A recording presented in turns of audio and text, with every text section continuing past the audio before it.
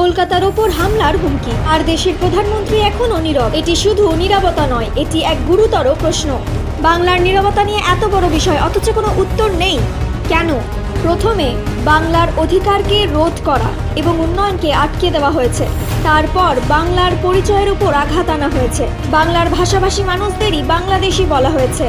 এখন পরিচয় নিয়ে প্রশ্ন তোলা হচ্ছে। ডিটেনশন ক্যাম্পের কথা বলা হচ্ছে। বাঙালির খাদ্যাভ্যাসে নিয়ন্ত্রণ আরোপের চেষ্টা এবং সংস্কৃতির উপর চাপ সৃষ্টি করা হচ্ছে। এগুলি কোনো কাকতালীয় ঘটনা নয়।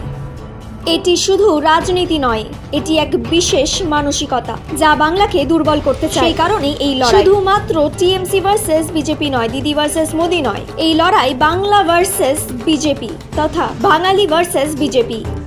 যখন পরিচয়ের উপর আঘাত আসে তখন উত্তর একটাই, ঐক্য, প্রতিরোধ এবং জয়। আবার জিতবে বাংলা।